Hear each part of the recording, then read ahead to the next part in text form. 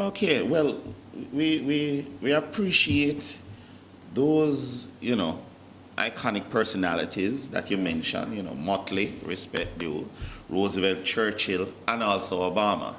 But of all four, I really like Miss Motley. Yes, me too. All right, I really like her. I really like her. And what I really like about her, and I feel viewers should take the opportunity to go and look on how she handled a BBC reporter. Right? That was like superb. She defended her wicket. All right? But yes, so much for the international politicians. But what I'm interested in now is two living and two dead local politicians. And even though normally I would say politicians, but I would say iconic persons. All right. Uh, Well, I'm affiliated with the People's National Party.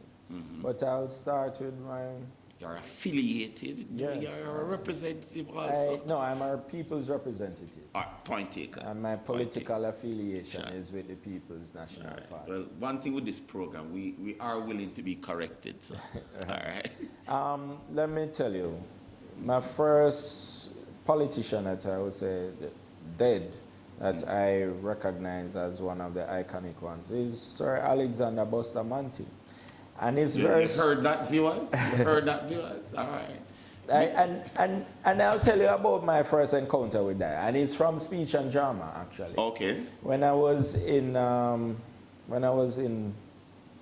primary level education, I was given a poem to say, and a part of that poem is to no, it was an ensemble, and I had one solo line in that part, in that poem, and it's a line from Bustamante, and I was required to tear my shirt open and say, "Shoot me, but leave my people alone." Okay. So that is where the Sir Alexander Bustamante angle really got to me. Well, a statue got made based on that line. That's why that one line. So you do appreciate the fact that that one line also inspired me as a politician, where you recognize that your self-worth is lesser than the people's.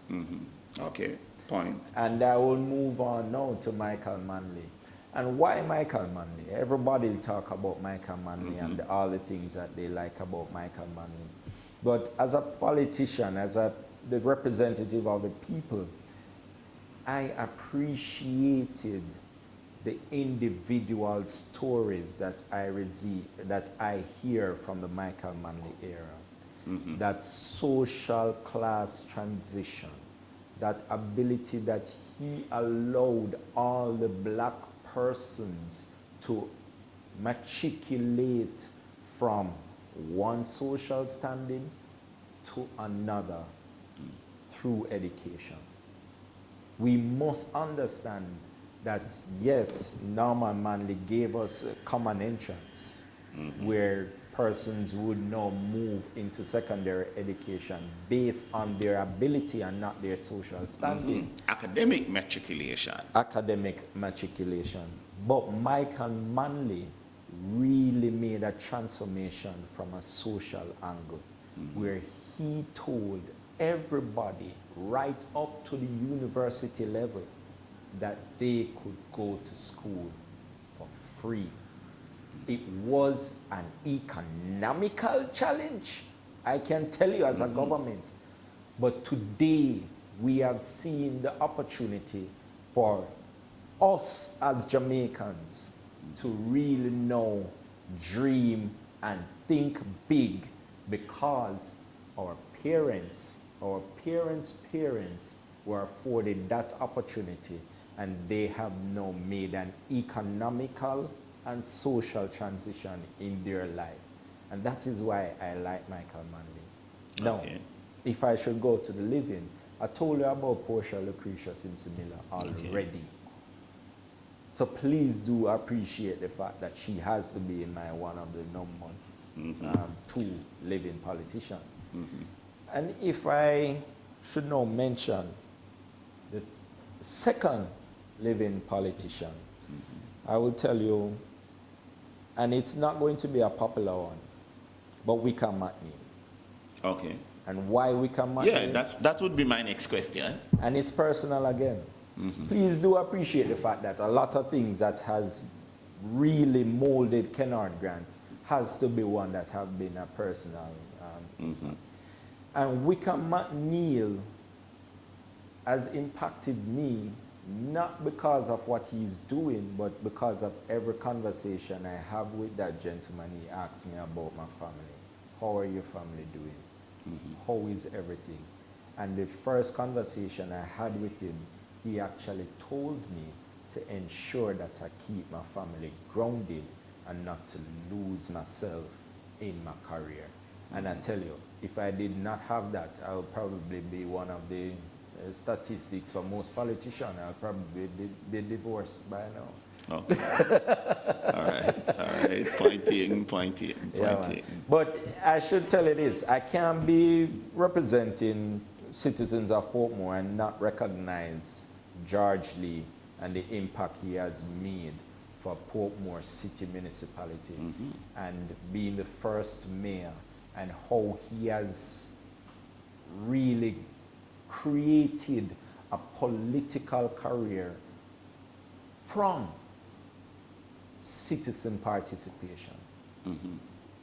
Please do understand that George Lee's political career emerged from his participation from the Citizen Association and ensuring that they played a significant role in his representation.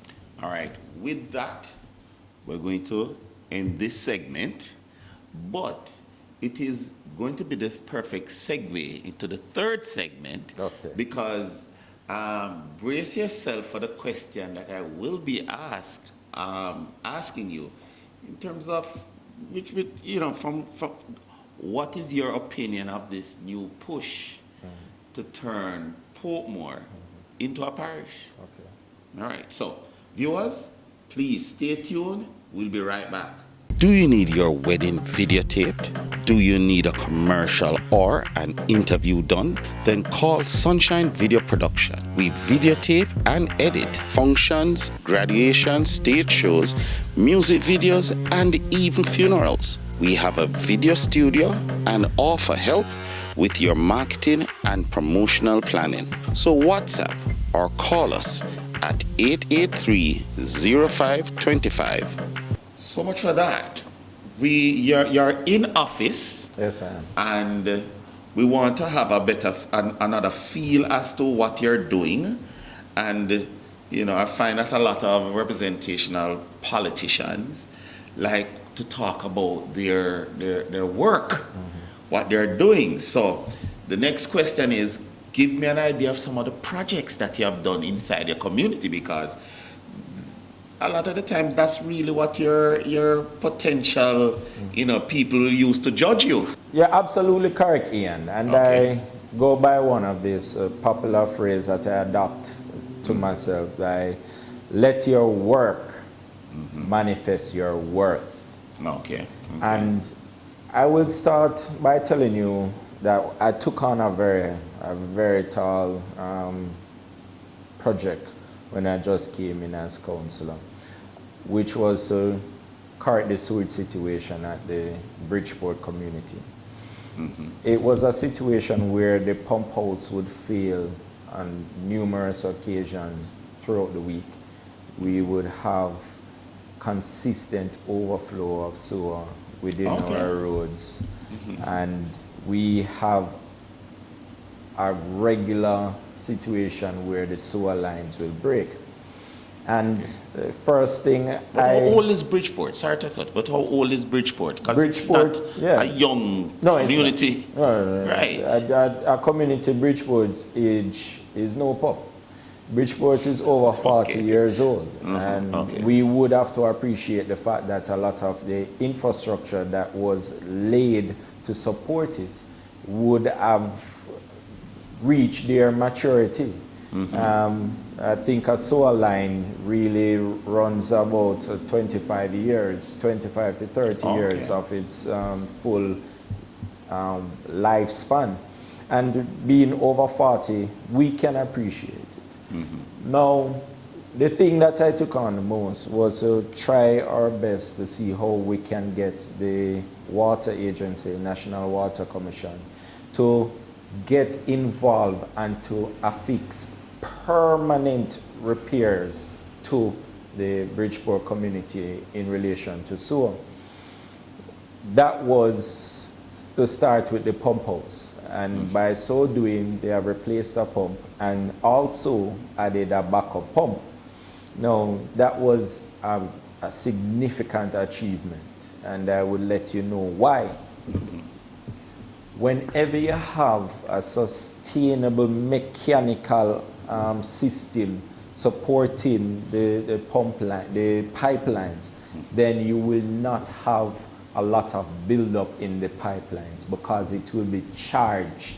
Charged meaning that the pumps will be working consistently, and by so reducing the opportunity of blocks in the pipelines and the overflows. So by achieving that, we then realized that the overflows started to,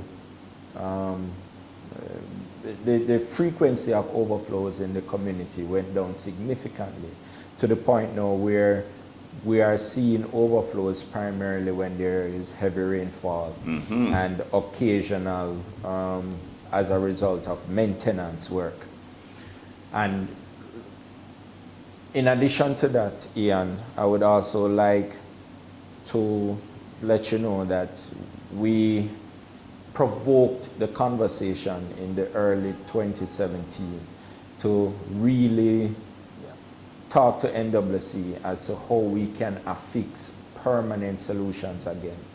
And by so doing, NWC agreed that they would now remove from the patching of the sewer lines, because they are so aged, to replacing a broken sewer line.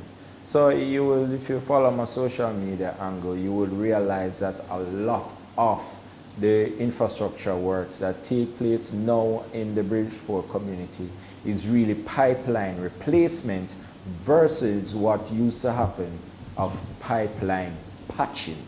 Okay.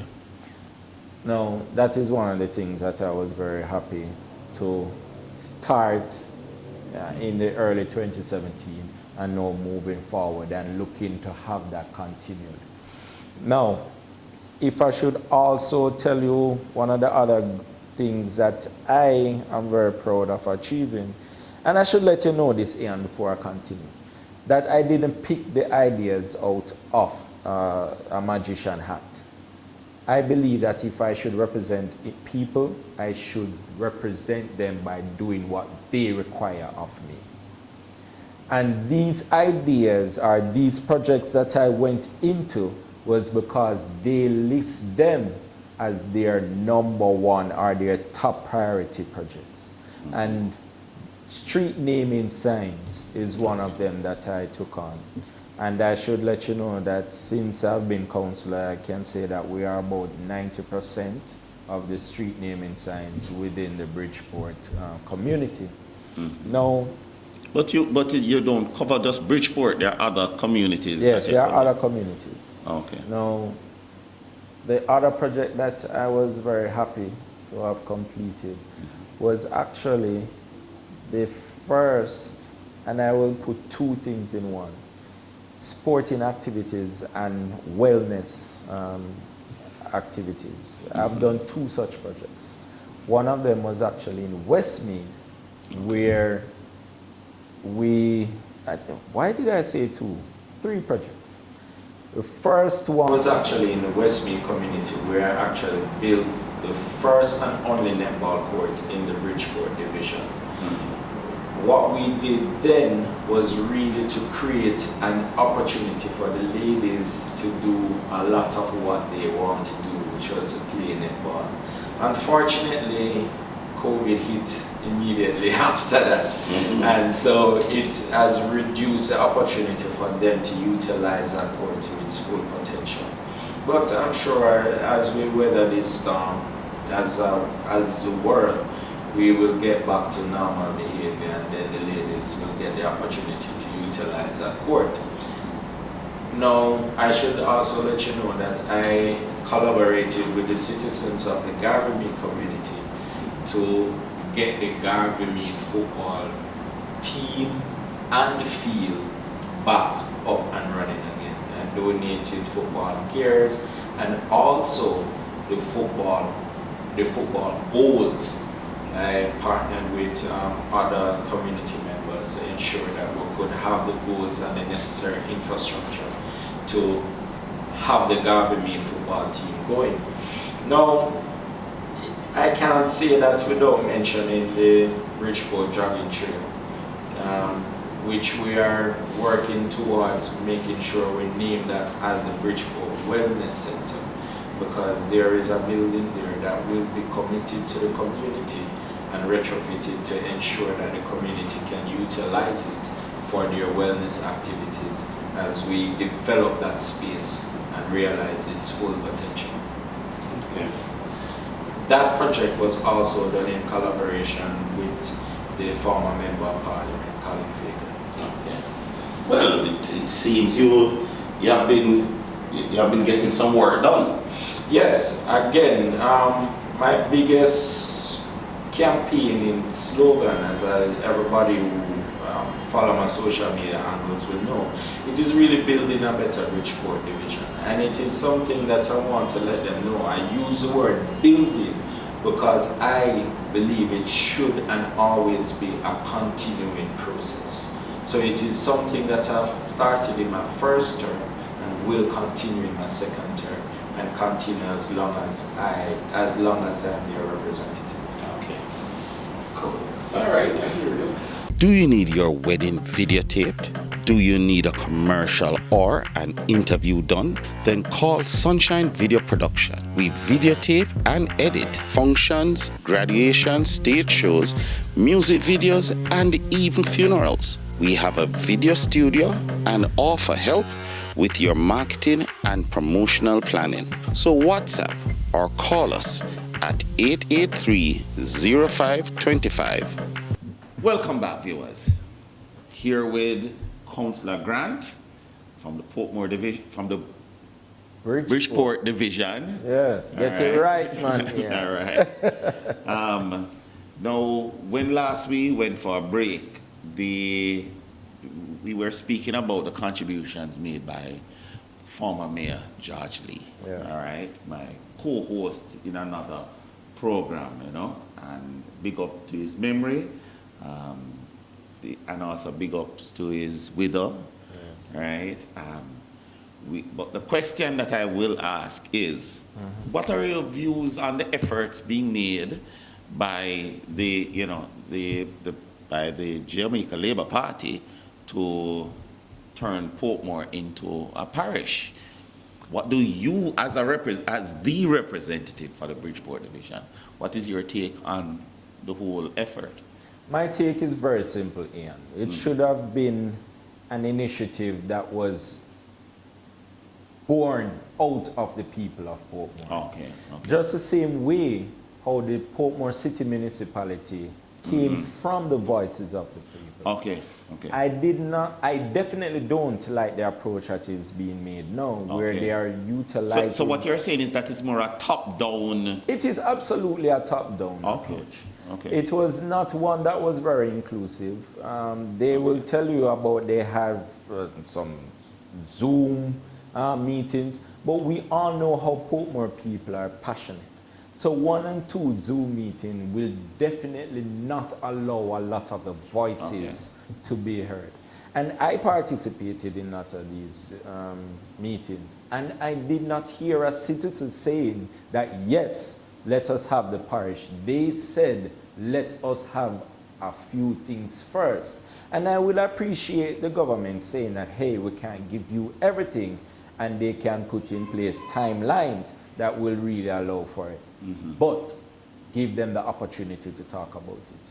A colleague of mine came up with an absolutely awesome opportunity to do so. there's an upcoming local government election.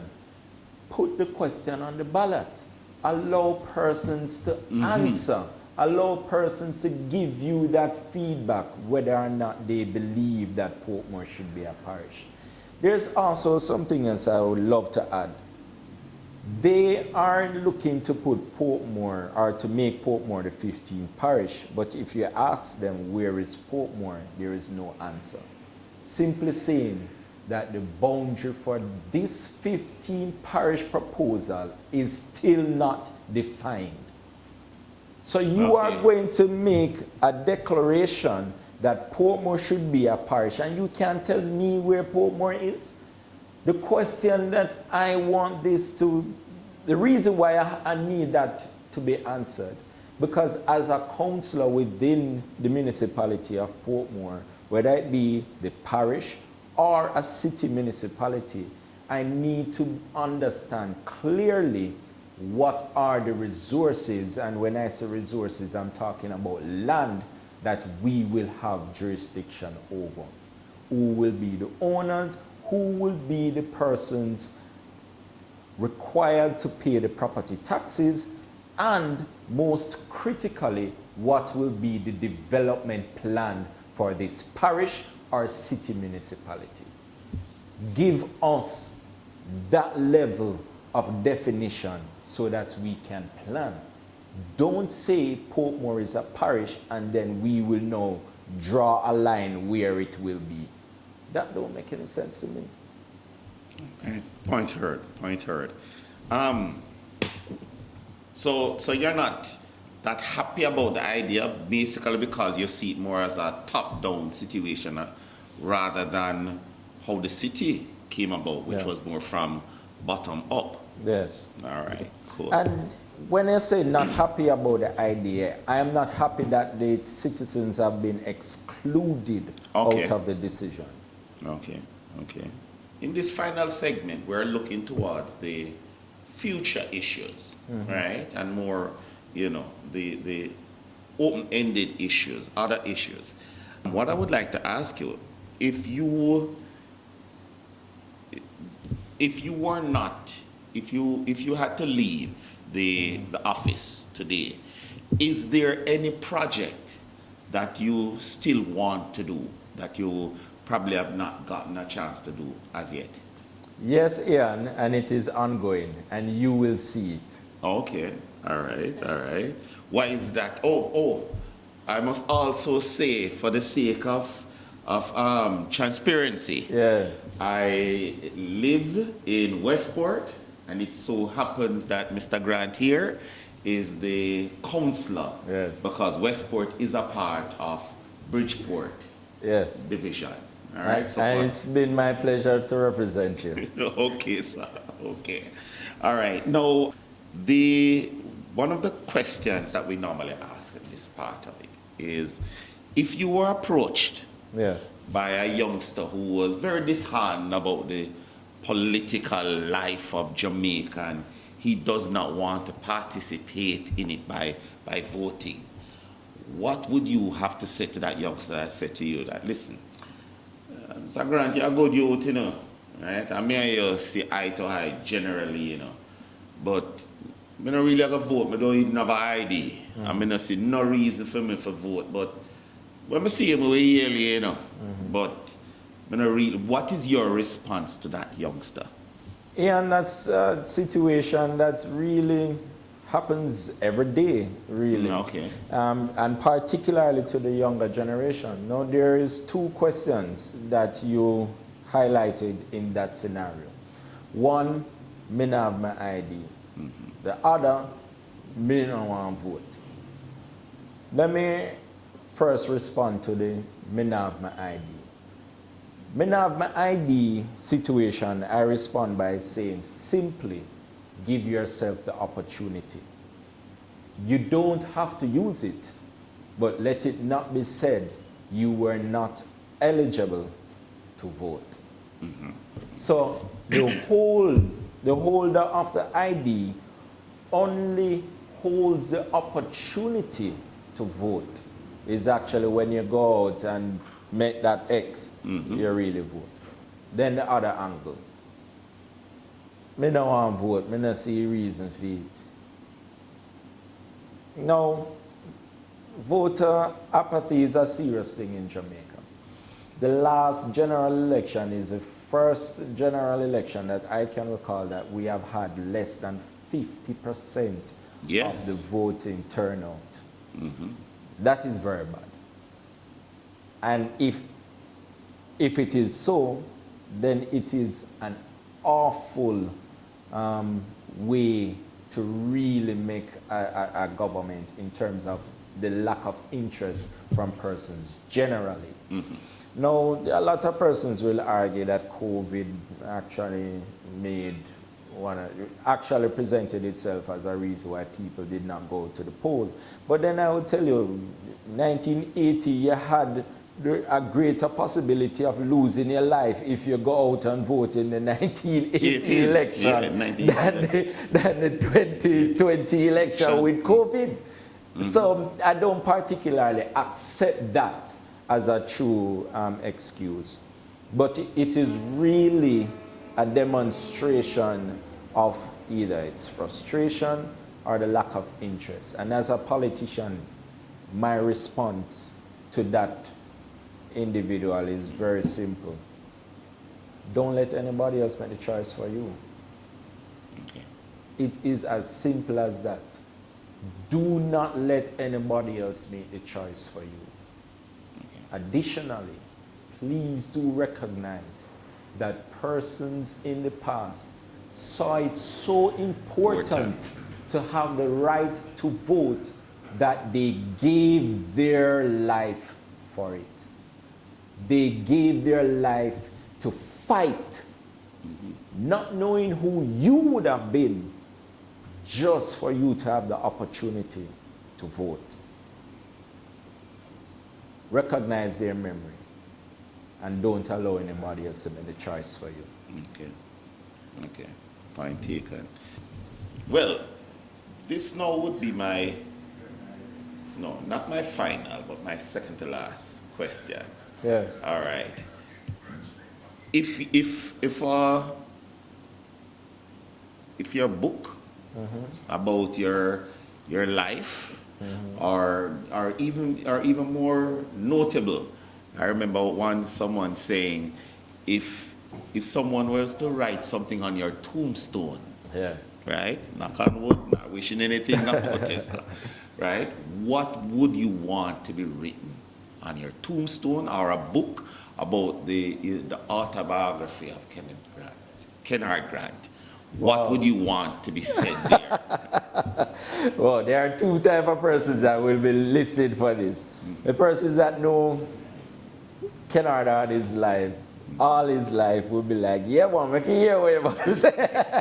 There has been a lot of transition in my whole life. And I will also tell you that most persons know me as Bobo. Okay. It's a nickname that I got in high school, and it lasted right through. And even now, persons who call me by that name definitely have known me for more than 20 years. But what would I want to be written on my tombstone?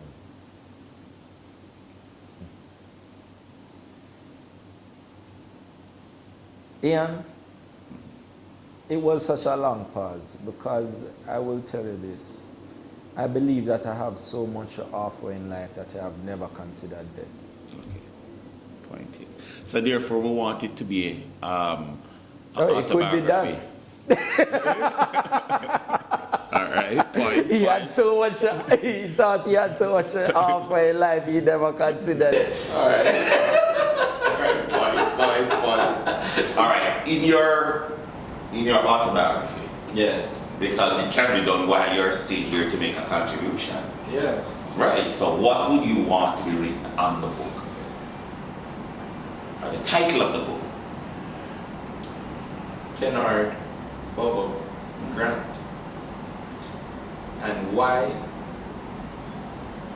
Because my life had had so many different phases. Okay. That I think it would be rather interesting if I could tell it that way. You know, So just the name. just the name. And persons who know me long enough will completely understand. Okay, all right. Now, the final question. Yeah. What are your political aspirations above or beyond being a counselor? Yeah, my political aspiration is to be led by people. Okay. It is simple. I go where they ask me. I go where I'm called. I go where I can serve efficiently and effectively. And all of that sums up into just exactly how I see myself as a public servant, as a representative. I firmly believe that it is not yourself first. So I really don't allow ambitions or anything of the sort to overshadow what I do as a representative. And on that note, viewers, let me say thanks, Mr. Grant, for finally, for finally turning up. All right. It was quite an enlightening interview. There would be another opportunity where we'll be inviting you in. All right. And I'm asking our viewers to, please like, subscribe, and comment on the, below the YouTube and so on as to, this program, because I'm quite sure that there are persons who would have different opinions. For example, about you as a representative or an affiliate of the People's National Party, mentioning Bustamante. So all that type of thing. We'd like viewers to comment on it. And I should tell you, thanks for having me. And I am very happy to be on your program. And thanks for providing me the opportunity to talk into the public and to letting them know that Kenord Grant is committed to building a better Bridgeport division. Okay. You heard it here. Bye for now.